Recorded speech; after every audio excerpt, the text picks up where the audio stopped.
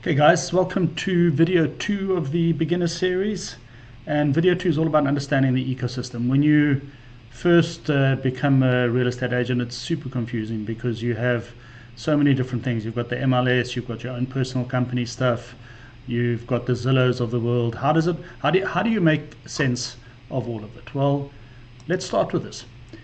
Everything starts and ends with the MLS. The MLS is, well, this is for Miami at the moment, but it's the National Association of Realtors multi-listing system.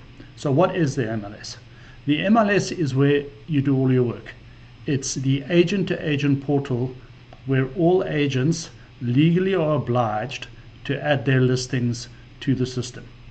It also has a bunch of resource panels which vary from mapping systems to background check systems to all of that kind of stuff that comes included with your MLS membership.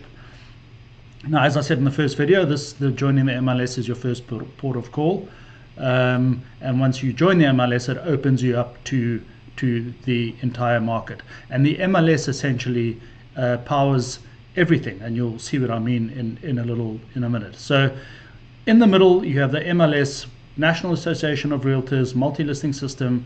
You have to join it, and it powers the back end and the front end of the industry, and I'll run through that quickly. So the next thing is you have our company, and all other brokerages will be pretty similar, our company systems, which are separate to the MLS, but they run off the MLS. So for example, our website is powered by the properties on the website. It's called an IDX website.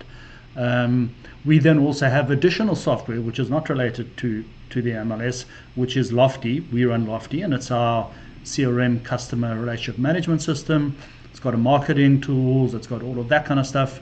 We have our background transaction management system. Now don't worry, we're going to run through all of these things in individual modules, but as I said, I want to just give an overview. So when we start going through all of these modules, you don't get confused and don't realize how they fit in. Okay, so we've got the MLS in the middle that powers everything. Then the MLS also powers some of our software, and some of our software has got nothing to do with the MLS, but we run it because it helps us with lead gen, with managing our database, with marketing tools, etc., etc. And then on the other side of the MLS, you've got what are called the aggregators. Now, all of you guys will know who this is. It's Zillow, Realtor.com, Redfin, Homes.com, etc.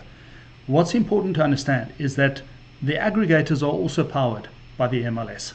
So the properties that we as agents put into the MLS, which we are legally obliged to do, I think we've got 24 or 48 hours to do it, when we upload those properties, we can tick a box, and most of us do, and that box allows the MLS to push those properties through to the aggregators.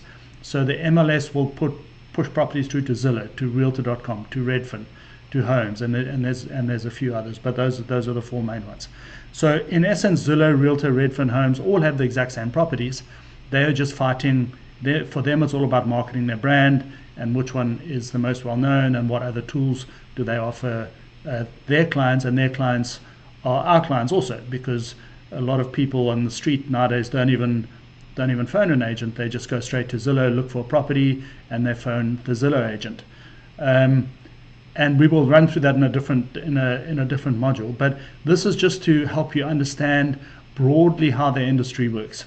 You've got the MLS in the middle, then you've got our Redroc Realty software, some of it powered by the MLS, and then on the other side of the MLS, you've got the aggregators, also powered by the MLS, and that's the puzzle you need to make yourself aware of and understand as you progress in your real estate journey, because understanding how all of these elements fit in will determine how successful you can be, and how well you can manage your data, and how well you can show to other people that you are a knowledgeable, good real estate agent. So yeah, that's just an overview of making sense of it all. It can be confusing, but we'll get there. We're now going to go through it in the beginner series, module by module. So we'll see you on the next one. Bye.